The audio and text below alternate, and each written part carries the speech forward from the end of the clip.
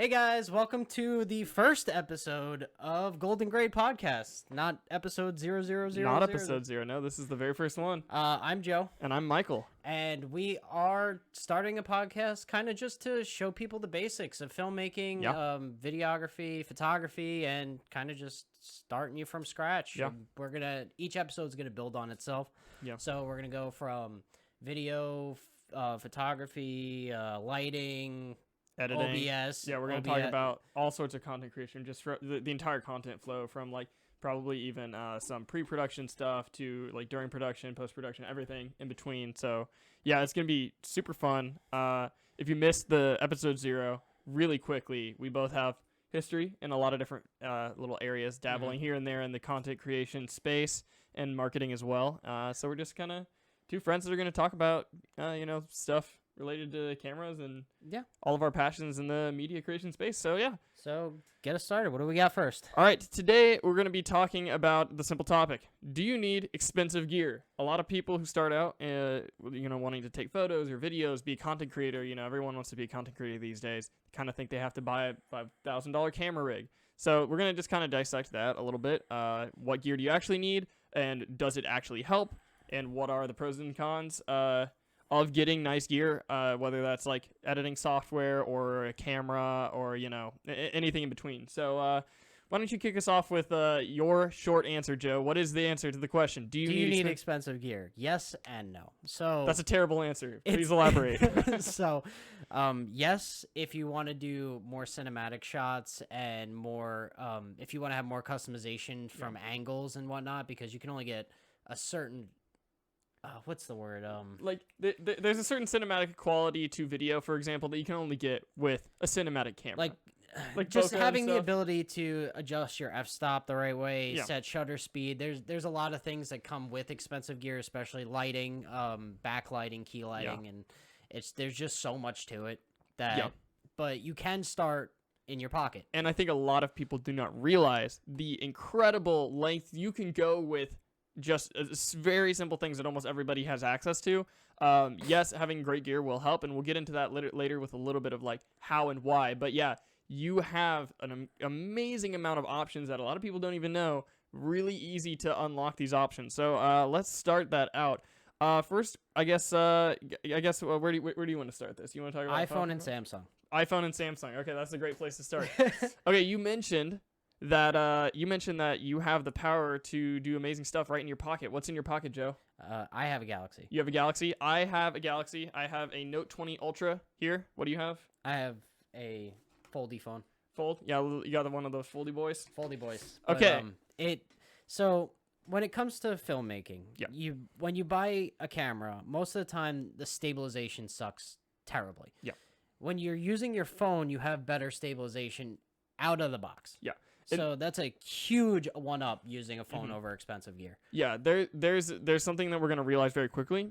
Phones are awesome, and I think we hear people say that a lot. Your phone can do amazing stuff, but a lot of people don't realize how and why.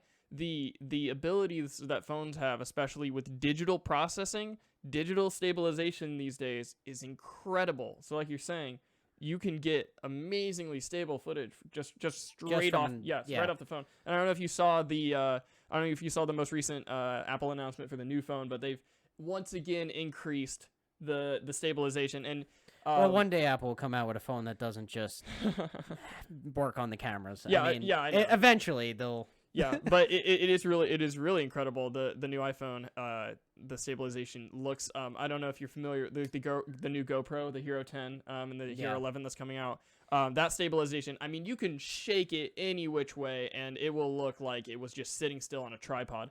But when it comes to buying expensive cameras, if you want that level of stabilization, which obviously it does end up being better. Yeah. But to get there costs quite a few dollars. Yeah, you need to first off buy a several $1,000 camera, and then you need to buy a several $1,000 gimbal to get there. And you don't always need that. Your phone is often a really, really good way to capture really stable footage. Another thing that your phone can do that I think a lot of people don't realize, and like when it comes to photography, is raw files. Yeah. That's another reason that people and go out. ProRes for iPhones. Yeah, we'll talk about that in a second. But I mean, for like most people go out of their way to buy an expensive DSLR or other full frame camera, because they want to be able to capture raw footage.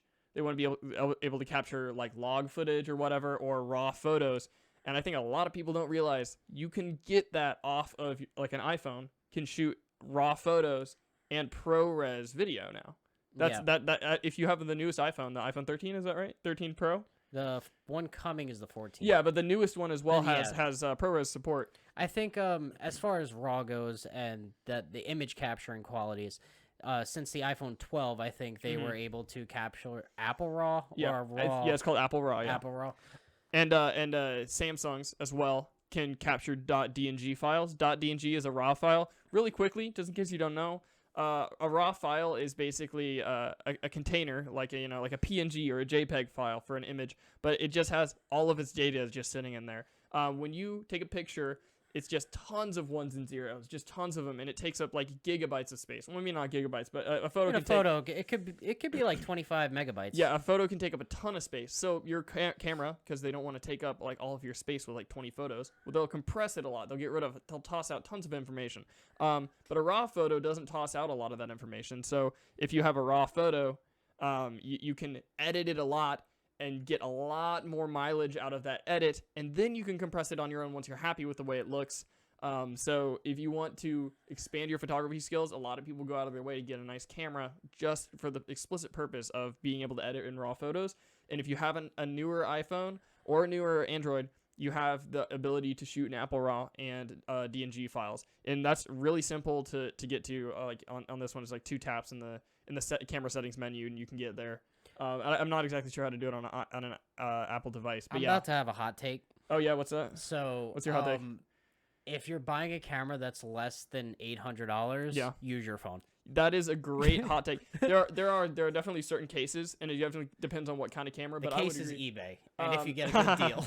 Yeah, no, I mean, you can like GoPros are like $500 or whatever, and that might be better than a phone in some circumstances. But yeah, I agree. If you're underwater. If you're underwater, that's the whole. That's another thing about iPhones is even in pools nowadays, you could bring an iPhone and record in a pool. Yeah, that's They're true. waterproof. Totally true.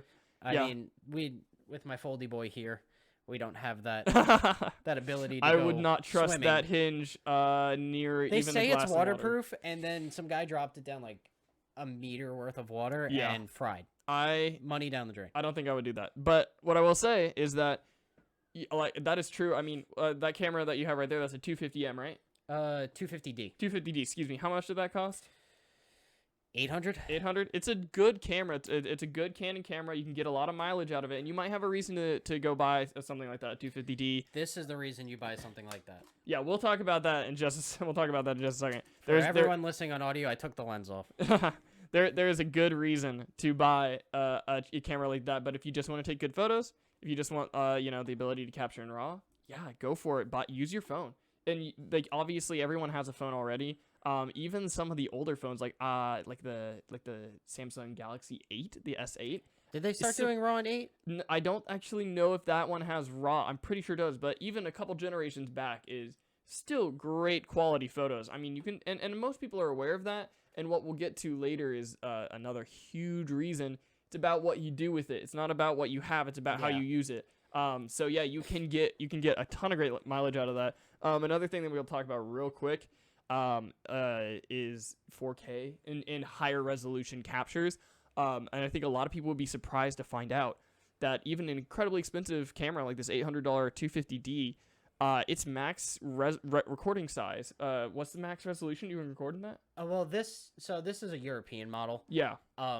And I can record 1080 4K cropped. Okay. So it kind of crops in. So, but which is normal. It only does 50 frames per second or 25. Yeah. So and that's a European thing. Your phone, my phone at least, actually, my phone can record in 8K, 8K at 30 frames a second. Just natively right out of the box, and of course it's not going to look as good as an 8K cinema camera for lots of reasons, many reasons. Most of that comes down to the sensor, which we'll get into later, which is a good reason to buy an expensive camera. But yeah, you can get a lot of resolution. A lot of those cheaper cameras that are on that $500 range, like the T2i, that's the classic, the TI series, the Rebel series, the Canon T6i.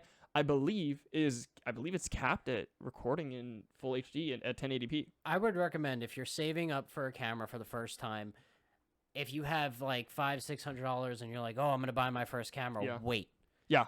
wait, save up that extra $400. Oh, yeah. Get an RP, get a Canon R. You Yeah, will be one of the cheaper Sony cameras. significantly, Oh yeah, for sure. significantly more happy with Yeah. the results. And that's really if you're looking for a kind of all-around or DSLR or like full-frame camera that mirrorless camera that can, you know, do photo and video and like all those things at the same time. If you want something more specialized like a GoPro and it, like, you know, it's $500-$400 or whatever. Like, I mean, Or they're a drone. pretty cheap.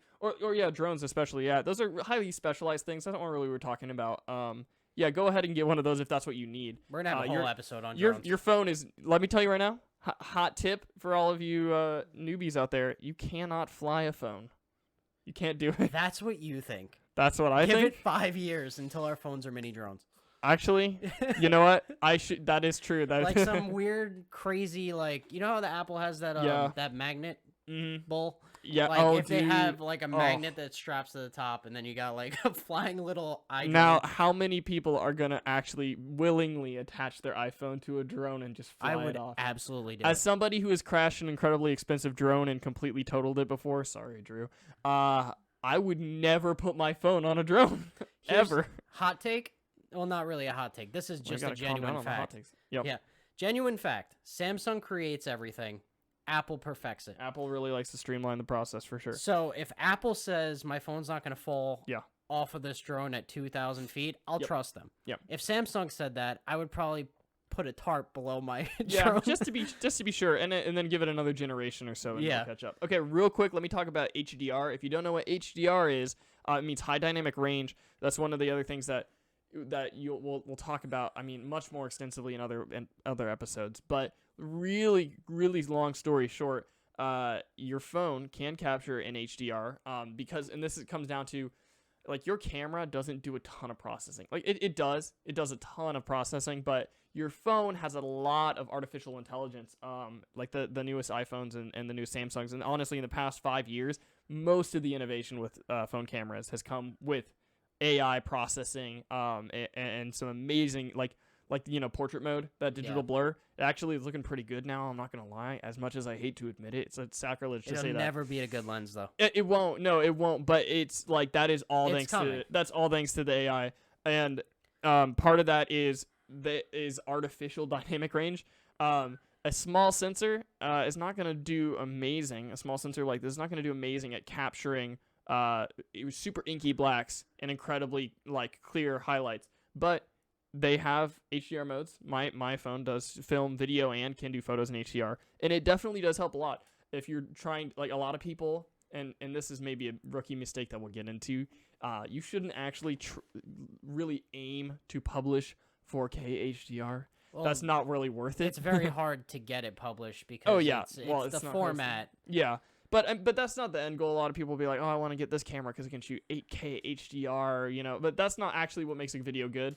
But yeah, you can get a lot of that functionality out of a phone. So yeah, the real quick recap. ProRes. They have ProRes on iPhones now, which ProRes is a much bigger file format size than H.264. Most cameras, most phones shoot H.264 MP4 files or MOV files. Mhm. And what that means is, again, like your camera, when you take a picture, it will compress your video a lot because video takes up a ton of space. ProRes doesn't do quite as much compression, and that leaves you with a lot more room when you're in the editing room. So if you can afford to shoot in ProRes on the new Apple phones, it does make a difference. It is a noticeably higher quality, especially in really challenging circumstances. Like if you got confetti flying all over the place, like a cheap phone camera will just compress that and it'll just turn into like mush nonsense. But Well, the ProRes that's- will preserve some of that detail. That's another strike against the phones for good cameras. Yeah, that's true. You on better model cameras, you can have 2 SD cards. I think they run in RAID. Yeah, or something like that. Yeah, basically. Yeah, so like it saves your footage no matter what. You Yeah. can throw 128 gigs into a Yeah. card and be ready to go to the next shoot. Next Mhm. 128 gig. But Your phone most of the time the standard model caps at 256 256 internal memory. Yeah. internal. And with the Androids, at least I can put an SD card in, but there are Apple products that you can't, which is insane to me. I can't imagine that. I already hate the fact that I can't change up my battery like I used to with my good old trusty Note 5, one of the greatest phones ever made. God.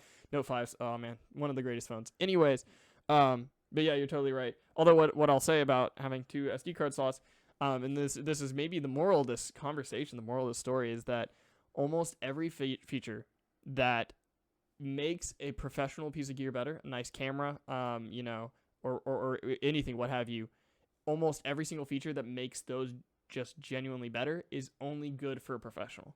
Somebody who's actually out there gigging. I'm taking pictures of my cat. She's so cute and I love her, but I only need 1 copy of that file. I do not need both. I do not need to capture that on 2 SD cards. How many episodes are we gonna go in a row for you talking about your cat? Every episode. Hey, I listeners, guarantee it comes up at least once in every single episode. you need to understand something about me. My cat is the cutest. End of sentence. So Can we that's put the a end. poll up on the? Yeah, on but Facebook, it's like- pretty much decided at this point. Oh, is it? Oh yeah, no, like I mean, here, see this viewers? That's my cat. You can't see her very well. She's the best. Especially if you're listening on Spotify. Yeah, That's, if you're it's listening- gonna be very hard to see the picture. Yeah, I have to give my cat a shout out at least every episode. But Oh, I boy. mean, if I'm taking pictures of my cat, I do not need 2 copies of it. If I am shooting wedding photos, there is a real possibility that the SD card might break or fail or something like that. And it is awesome to have a backup SD card in there. The R6 has 2 SD card slots. My R only has 1 SD card slot, and that does get to my head a little bit. Sometimes I wish I had that extra SD card slot. So there can be benefits, but a lot of those benefits you're looking at are really good for professionals. Like if I need to zoom in more, digital zoom is fine. But it's fine. If I'm an amateur, just It out and depends. about. I wouldn't go past 2. Well, if I'm an amateur, it doesn't matter all that much. If I really need a professional photo to look good, of course I'm gonna say get a really nice zoom lens for a nice camera. I would recommend if you are using a phone as your Yeah. primary camera, your primary sensor, and all this stuff, don't use digital zoom I would agree. as much as you can. I Yeah. would use your digital zoom as kind of like a handicap. Yeah. Try to think of the main sensor, the main 1.0 shot Yeah. as your go-to. Think of it as like a prime lens. Agreed. You are set at 1 focal length. You can't change it. That is the best way to get high quality shots out of your phone. Yep. I And totally pro agree. mode. Yeah, and again, AI has done an amazing job at upscaling. The newest phones can upscale zoomed in footage quite a lot, and it looks so much better. It used to be that even 1.5 looked like garbage. Like zooming on a phone, it doesn't. There's just no point. Now it looks incredible, and actually, I don't know why I threw my phone on the floor. This phone has. You'll notice that a lot of these newer phones they have multiple lenses, and that's because there is a primary lens, a wide-angle lens, and a zoom lens.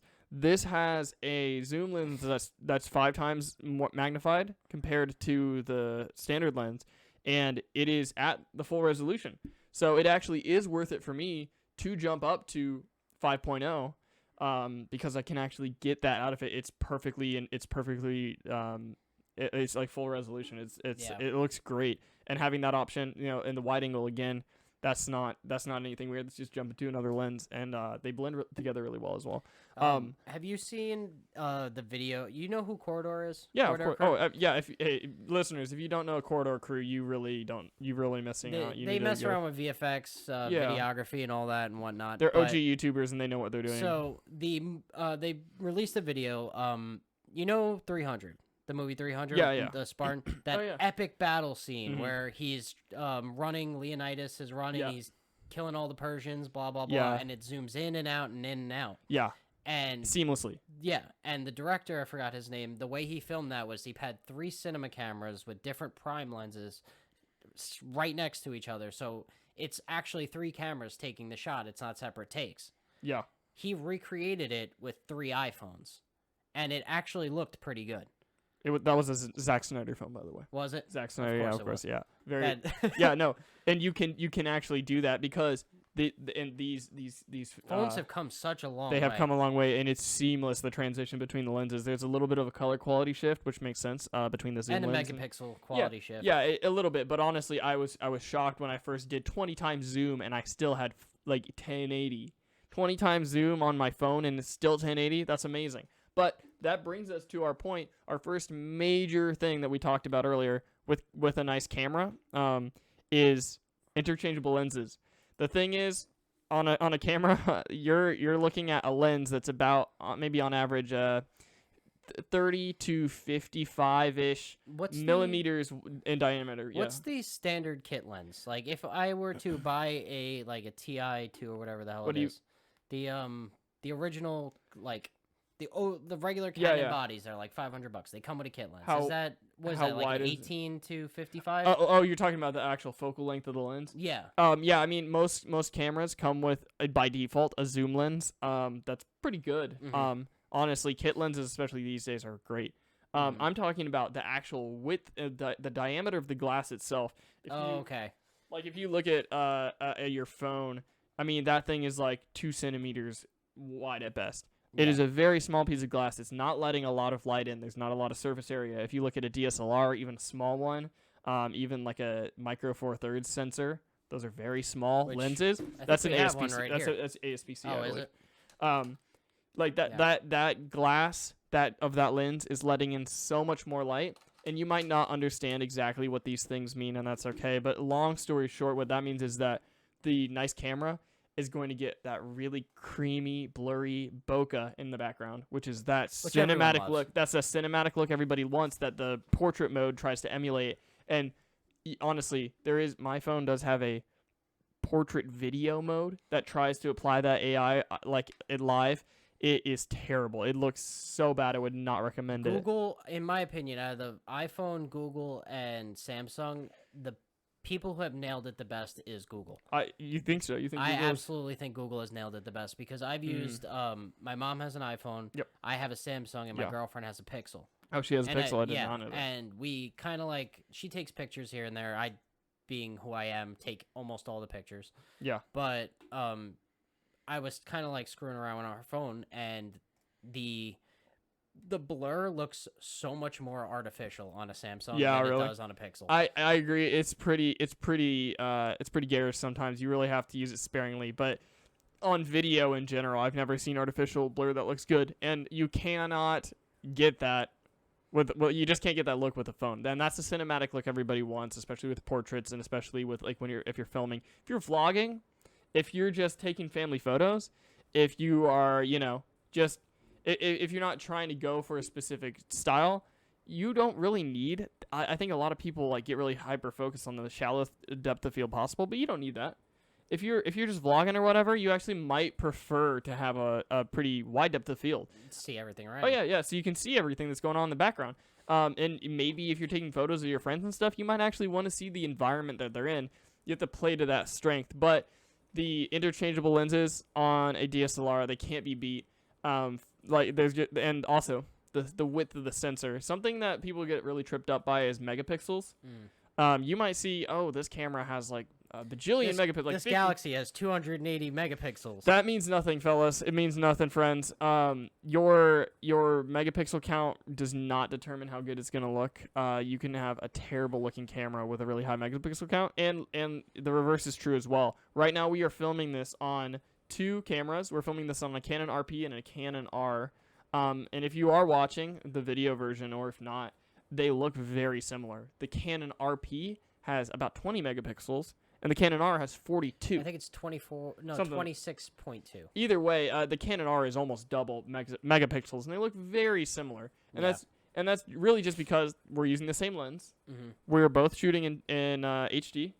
Just full HD, so 1080p at 30. Shutter speed set at 60. Yeah, and I think both of our similar settings. And what's really, our f-stop at? I don't know, 5 and 6 or something like that. But you really can't tell is the point, honestly. No. And what that means is the size, the physical size, how big across your sensor is. That's what has a much bigger impact. So these cameras have full frame sensors, which means they're 35 millimeters. Yes. And that is a very wide sensor. It's about as wide as you get, especially in a handheld.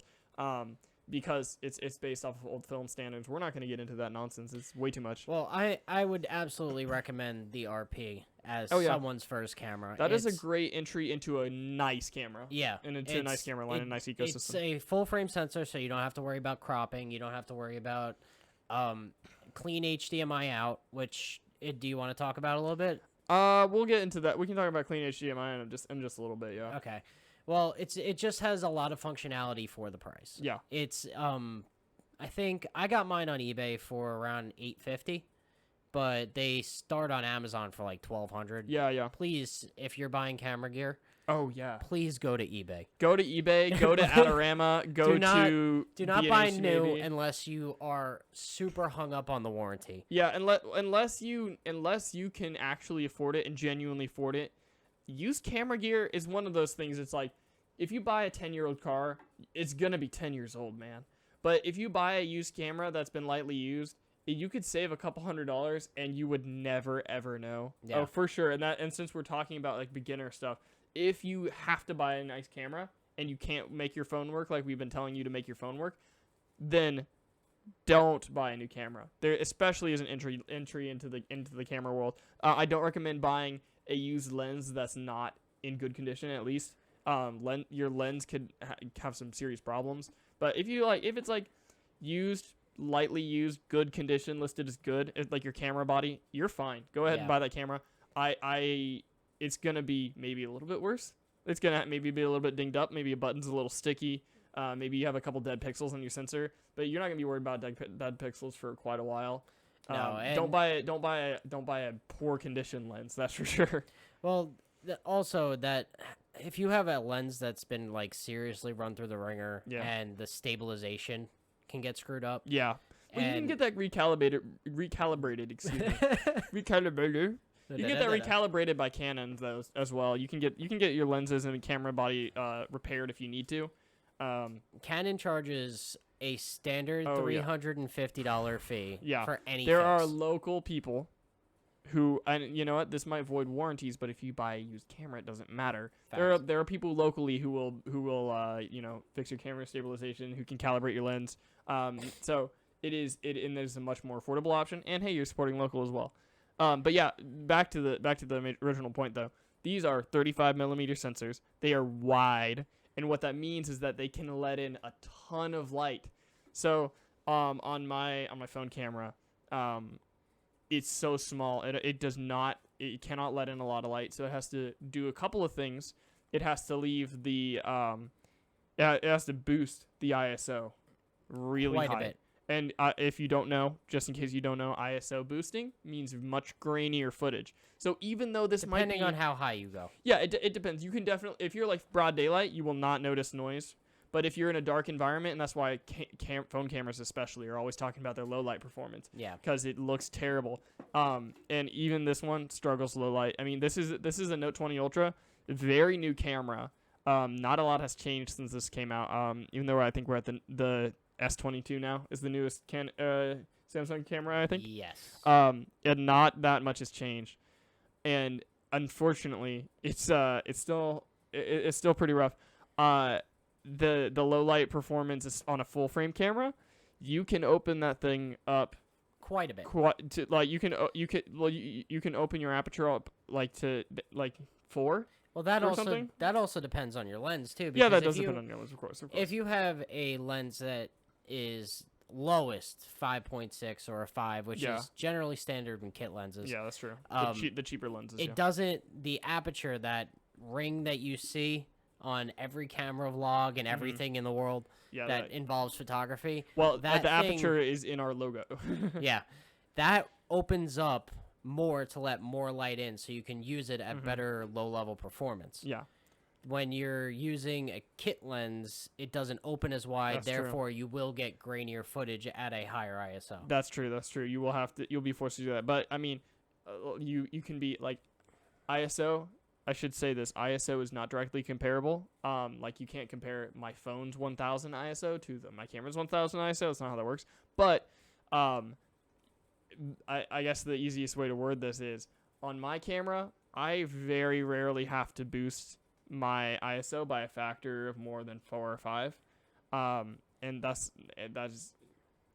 lighting is logarithmic, and we can get into that another time Yeah, because that is we going have to be a whole super episode that'd be super complicated. dedicated. But if I need more light on this phone, I have to do significantly more, and it will get a lot grainier. So that is one of those situations where if you're looking for really good low light performance, getting like a full frame camera, for example. Now, again, if you do choose to buy a cheaper camera that has a small sensor, like a Micro Four Thirds sensor, and it's not an amazing Micro Four Thirds sensor, you will still struggle with low light. So if you are in between a place where you can't afford a full frame sensor, which, and to be clear, not everybody needs a full frame sensor, although No. that is clearly the There's direction. a lot of professionals who Oh, for shoot sure. in micro. Micro Four Thirds is a great format. ASPC sensors, obviously, like there's classic, famous cameras like the Canon, Like 5D Mark yeah, the 5D Mark III.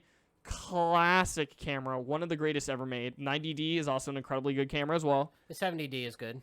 70D is, Ish. yes, that's okay. It's a decent camera. Why are we roasting the 70D for no reason, Joe? Is there any Yeah, there's no particular- reason There's behind no it. particular reason why we hate the 70D. We have personal reasons to hate the 70D. Listen, that's not important right now.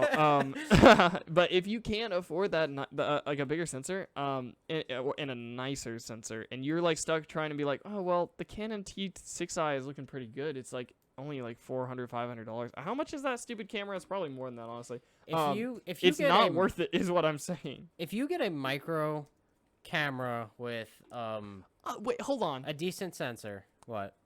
There are used T6Is for $400. Dear listeners, if you do not know, this is not a good camera.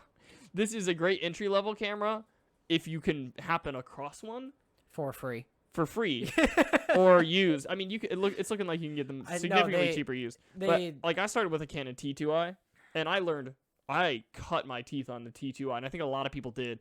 But the T6i is a very similar camera, and I think if you already have a phone, you have no business buying a T6i. I don't think. these camera companies, I don't want to say they're predatory. Oh, they are. Sorry, camera sponsorships. But that's well selling these low grade cameras for the amount of money they do that's true. is very wrong. Yeah.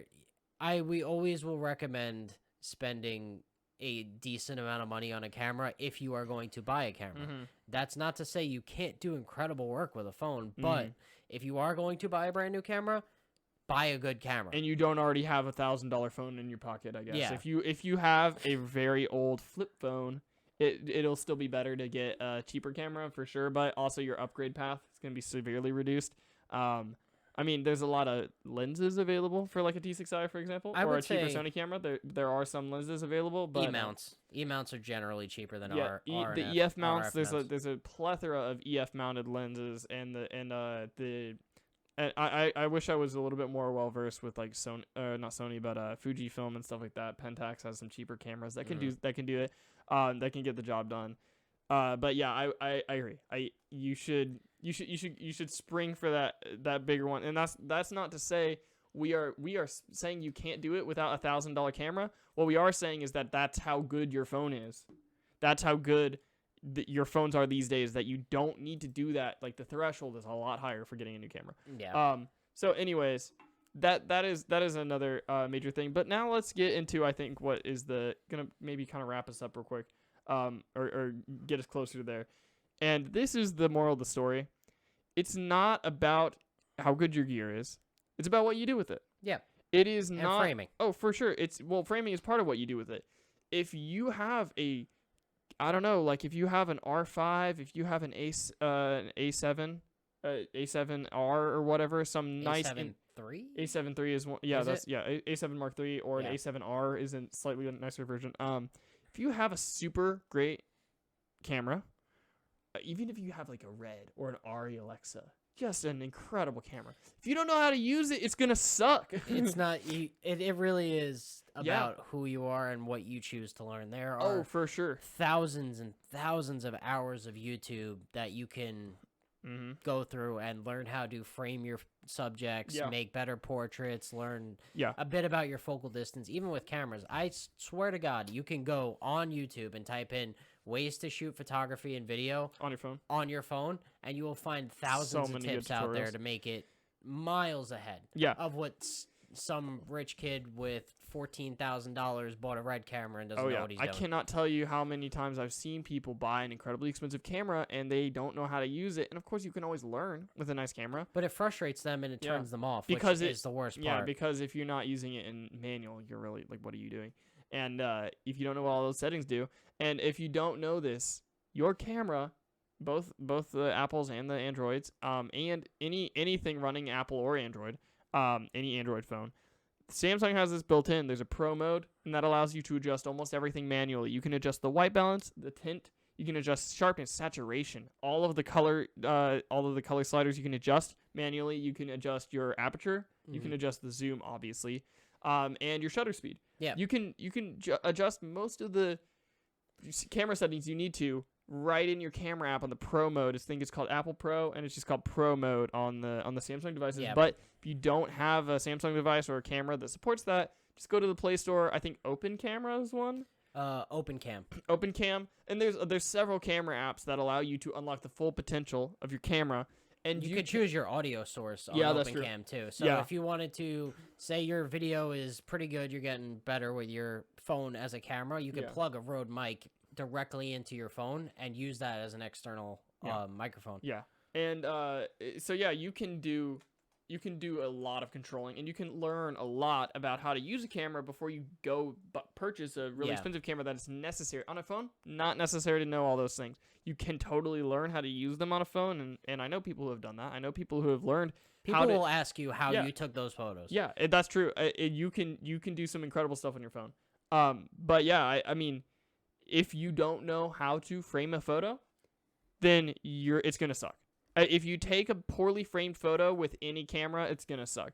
If you take a well-framed photo with the phone, it'll look good. If you take a well-framed photo with a great camera, it might look better, but it's still gonna be way better because it's framed well. And it's the same thing like if you screw up the photo editing in Lightroom, for example, or if you don't do any editing, then you could end up with a really crappy looking photo.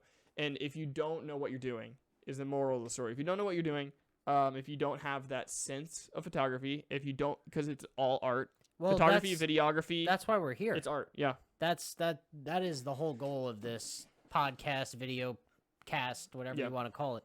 It's our goal is to get you from point A to point B, whether Yeah. that's with a phone, with a camera. We're going to cover lighting, OBS for live streamers, because there's just so much to it. Yep. And just simple tips like using your landscape to improve your photos. Oh yeah, for sure. So say you're taking a picture of a friend and there's in a field. I don't know why a friend would be in a field. I mean, never know. We're from Indiana. Everything's Everything's in everything's fields, a field. unfortunately. But just put a little bit of that corn right in front of your photo, and You're telling a story. and honestly, and it will Yeah, frame that's it true. well. It will look good. Yeah. There's little things here and there you can do to make Yeah. your iPhone look Yeah. like a cinema camera. Yeah. Like there's options. Yeah, if you, it's all about art. We are artists as content creators. If you don't choose to see it that way, that's your choice. But it is art, and art needs to look good. If you just throw paint at a canvas and you don't know how to paint, it's gonna look bad. It's the same thing. You can use what you have to make some amazing pieces of art. So it's all about framing. It's all about knowing how to tell a story with what you're doing. So like there's so much that we'll get into later in other podcasts about about telling stories, how to make a more compelling image using your framing, using more dynamic posing with your subject, using different editing techniques, different photo taking techniques. Playing around with long exposure shots, for example, is one way, which you can do with your phone. Like I just said, you can do long exposure shots on your phone, which kind of opens the door to all sorts of crazy stuff. Yeah. But if you don't know how to use those tools, no matter what kind of camera you have, it's not gonna work out well for you. And for people who are generally just starting, it's what a long exposure can help you do is, I don't know if you ever seen those photos with the light trails on cars, or like a city where there's like light trails going out, but you can't see the cars. You can only see where their headlights the headlights, were. or making a waterfall look really creamy. Yeah, really That's blurry. also that's a long exposure. That's the long exposure shots, and you can do that with the phone. You can totally do that. But if you don't know how to utilize those tools, you're gonna have a bad time. And it's gonna be the same if you go out and buy an expensive piece of camera, and you can do so much with your phone, and a lot of it, you can do so much with a cheap camera too. A lot of it comes down to like your knowledge, your ability, Yeah. your skills as an artist. So if I had to make a recommendation, do you need expensive camera gear? Do you need expensive any gear for anything related to content creation? The answer is no, you do not. You need to learn how to be an artist, essentially is what I'm saying, which anybody can do, everybody, and I mean anybody. I firmly believe anybody can be an artist. I think Absolutely. there's no excuse to not be able to make art. There's no reason why anybody, like you might say, like, I don't have an eye for it. That's just because you haven't trained it. It's a muscle. Art, like creating art is Gotta a muscle. flex it. You gotta flex it to build up the muscle. But yeah, I mean, if you don't know how composition works, if you don't know, like, there's super simple stuff. Rule of thirds. Most people know about the rule of thirds, honestly, I feel like. But if you don't, and We're you have gonna a go over framing. Yeah, we'll go over and, framing in another episode for sure. I would say next episode we probably should cover the basics. I Basics want to of do camera, of course, the yeah. aperture triangle Let's do it. and Exposure triangle, the yeah. aperture square if you have an ND filter. But well, I would say exposure triangle. Yeah, Exposure but, triangle, Yeah. excuse me. But I do. Can we give our listeners homework? Is that okay? Yeah, you know what? You know what? This is a class now. I don't want it to be a class. but Psych! Surprise! This is class, and you just got suckered into doing homework. Apparently, I just Professor want. Joe, what's the homework? Okay, so I want What's our everyone, homework? whoever's listening, and you really do want to take better photos and like work on your composition, look up the Fibonacci spiral. Okay. That is Golden spiral. the golden spiral, the golden ratio, the golden aspect, life's nature's divine Whoa. swirl. There's like 50 different names for it. Yeah. Okay. But- Did you say nature's divine swirl? I don't know. That one day should be a T-shirt. Okay. Anyways. But yeah, and that will help you understand framing Yeah. from a world perspective, because you can find that sequence in different patterns in Yeah. nature. It's just a natural way that the eye looks at Yeah. photography. And same with kind of like rule of thirds and like and other. There's a lot of different ways you can chop up a photo that just feel pleasing to the eye. But learning basic stuff. I mean, you can go on YouTube, just look up the principles of art, principles of painting, or it might be what it would come up as. Like things just like using line to guide your eye through a photo, using contrast, like not contrast as in the slider on your phone or whatever. Oh, what's going on here? No, nothing. Oh, you good? Okay. Yeah, those sort of things. Like we can actually, maybe we should do an entire thing about that, because just learn how to tell a story through your composition of your piece, and that could have to do with your physical framing, but also what you choose to include, what you choose to exclude in the golden ratio, the golden spiral. I mean, excuse me. The And the rule of thirds. nature's swirl. Nature's divine swirl. I The think nature's divine swirl. those are great places to start when you're looking into that. So yeah, the answer to the question, do you need expensive gear? Long story short, no, you don't. It's about how you use the gear that you do have, and the gear that you do have, if you have a decently new phone, surprisingly great.